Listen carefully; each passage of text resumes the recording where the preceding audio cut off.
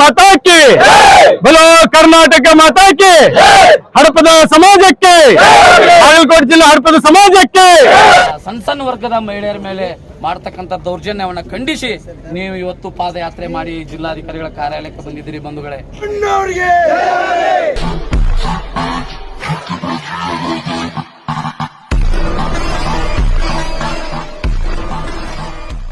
ಧಾರವಾಡದ ಘಟನೆಯಾಗಿ ಈಗಾಗಲೇ 8 ದಿವಸ ಕಳೆಯಕ್ಕೆ ಬಂದಿದೆ.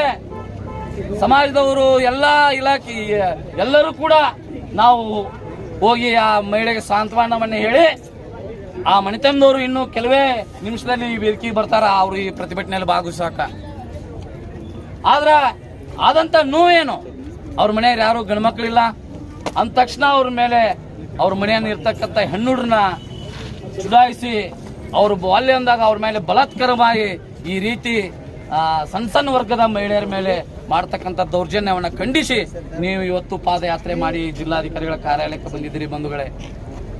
ಇದು ಕೇವಲ ಒಬ್ಬ ಮಹಿಳೆಗೋಸ್ಕರ ಅಲ್ಲ, ಇಡೀ ರಾಜ್ಯದಲ್ಲಿ ಇಡೀ ದೇಶದಲ್ಲಿ ಯಾವುದೇ ಸರ್ಕಾರ ಇರಲಿ ಆ ಸರ್ಕಾರ ಕಣ್ಣು ತಗಲಾರದಗೋಸ್ಕರ ಇವತ್ತು ಬೇಟಿ ಪಡಾವ್ ಬೇಟಿ ಬಚಾವ್ ಹಾಳಾಗಿ ಹೋಗಿದೆ ಬಂಧುಗಳೇ.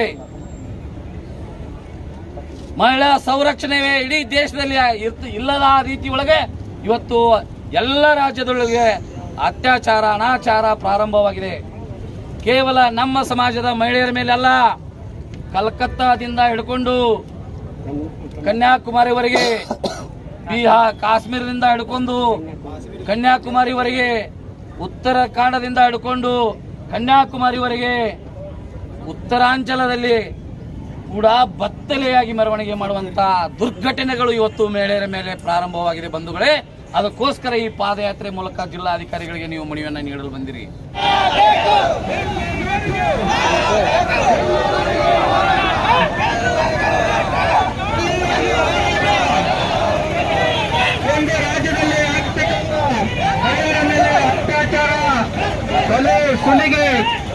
ಮತ್ತು ಹುಬ್ಬಳ್ಳಿಯಲ್ಲಿ ಇರ್ತಕ್ಕಂಥ ಮೊನ್ನೆ 25ನೇ ತಾರೀಕು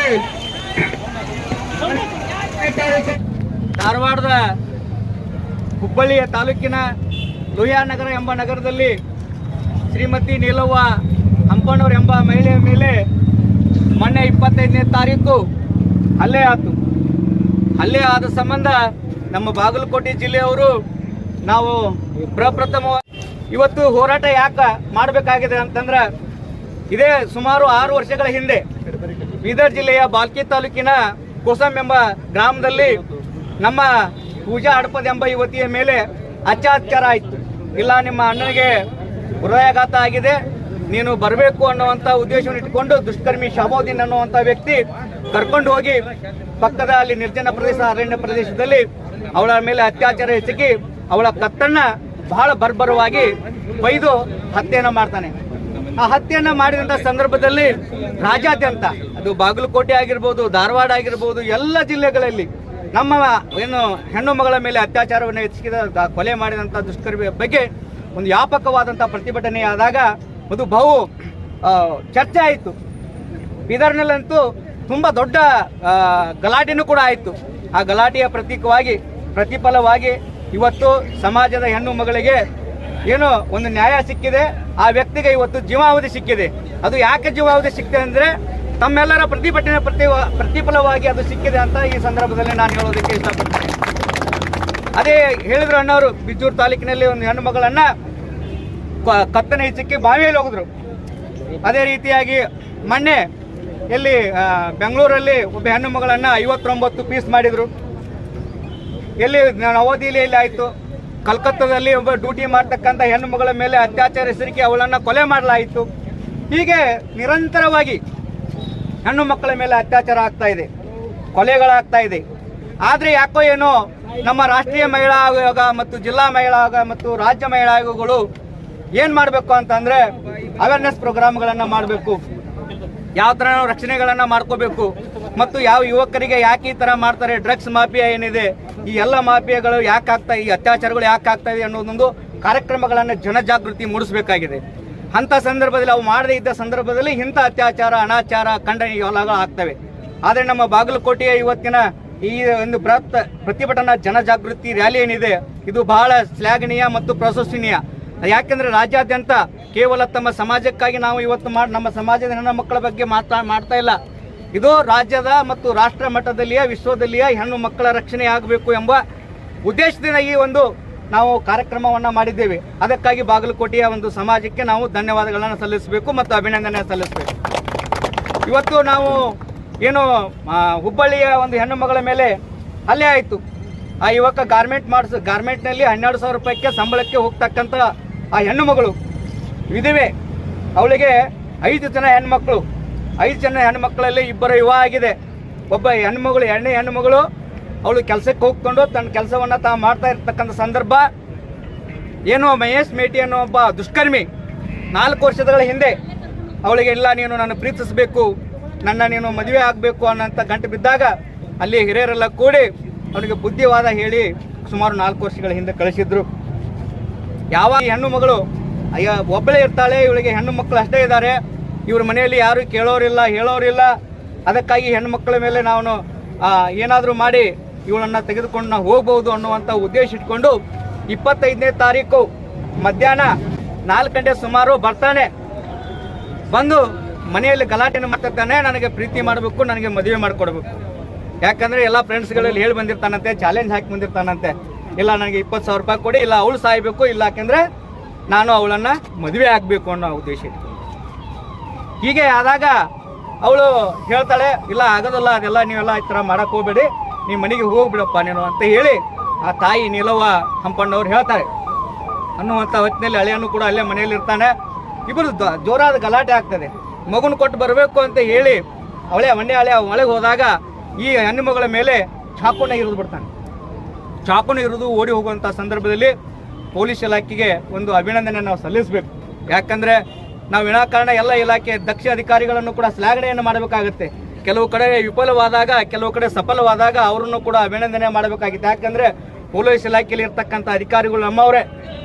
ಅಲ್ಲಿಯ ಎನ್ ಶಶಿಕುಮಾರ್ ಅನ್ನುವಂಥ ಕಮಿಷನರ್ ಅವ್ರು ಏನು ಮಾಡ್ತಾರೆ, ತಕ್ಷಣ ಆದೇಶ ಕೊಡ್ತಾರೆ, ಆರೋಪಿ ಎಲ್ಲೇ ಇದ್ರೂ ಕೂಡ ತಕ್ಷಣ ಬಂಧಿಸಬೇಕು. 1 ತಾಸಿನಲ್ಲಿ ಆರೋಪಿಯನ್ನ ಬಂಧಿಸ್ತಾರೆ. ಬಂಧಿಸಿ